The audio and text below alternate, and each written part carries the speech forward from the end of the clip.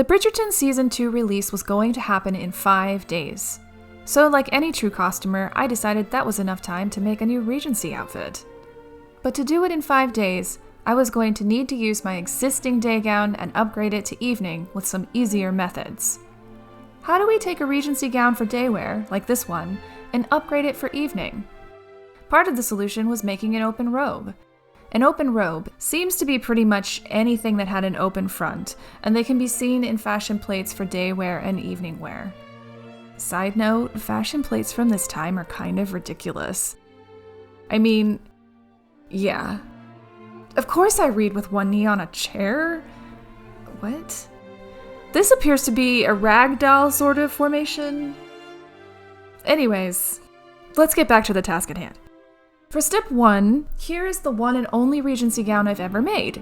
I started by removing the long sleeves, which I was already clever enough to only have basted in and could easily remove. I believe they actually did this. It makes total sense to me that things were basted and pinned to increase versatility and reduce, things like boredom. After some quick research and some helpful images from Willoughby and Rose, thank you, I concluded that I could add some fancier fabrics to the lovely cotton stripe already going on in the dress. I actually had some amazing trim saved up from when I recycled my wedding gown into a doublet, and I'm so glad I kept it. For the sleeves, I just basted the trim over the ruffle. You can't even see it when it's on. Again, versatility rocks. Now the full effect is way more blingy. Or bingly. Amber, that was such a bad joke. Next up was making an open robe. The easiest way to upgrade your day look into a fancy ball gown is to add an open robe. For this, I recycled my backdrop, which was probably recognizable from here, here, and here. It's several yards of Dupioni and is a wonderful color, and yes, I'm going to miss it because I have emotional attachments to fabric. Even though that doesn't make any sense because it's going to become a dress and I'm still going to have it. I took the pattern pieces from the original day dress for the bodice, adding extra length to the front pieces, and then draping it to see how to cut it for a nice overlap look.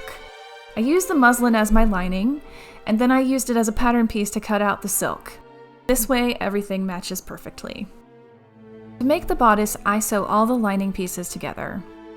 And then I sew the silk pieces together, and then I stitch them both together at the neckline. Once that's done, I flip it and I press it. For the skirt, I folded what I had left in half and attached with one felled seam down the back. Press it, pleat it up. I started by pinning it on the dress form to sort out where I wanted the skirt to start. And then I took it off and started pleating it directly onto the lining, which is a much stronger fabric. Because let's be honest, Dupioni falls apart if anything slightly pulls on it too hard. And at this point you may be asking why I chose it then, but shh. This is all I got right now. And I did say I only had 5 days. The first 2 knife pleats on either side of center back have triple pleats and the rest are double. Stacking pleats is the best. Once attached, it was time to whip stitch down the fashion fabric over all the pleats, encasing all the rough ends nicely within the bodice. I folded in the armholes and stitched them closed as well. And now for a try-on, an inevitable Batman moment. For trim, I have this awesome woven stuff my friend Meg made. If you want to know more about Meg's awesome shop, go check out Tied to History. She offers some of the best linen voile I've ever seen, and I've used it on many of my veils. Okay, stitching that down took no time at all, and now I've got bling and the longest train in existence, second to Maria's wedding scene in The Sound of Music, none of which I can verify, but it sounds about right. Time to get dressed!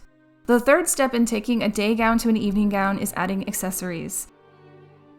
Since this was for Bridgerton, I splurged on a sparkly tiara. I grabbed my elbow-length gloves and my fan, and I also added pearls and pearl earrings.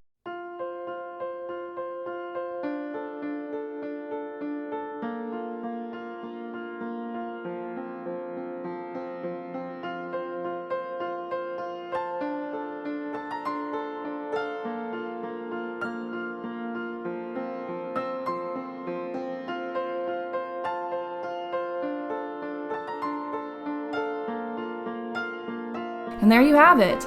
I love this look, and the train is obnoxious in the best sort of way. I feel so elegant. I'm so happy I got it done in 5 days, and just in time to celebrate Bridgerton with the whole costuming community. I wish you luck in taking your day gowns to evening, and I hope that this helped you realize that you don't need that much to do it. Until next time, my salty possums, farewell.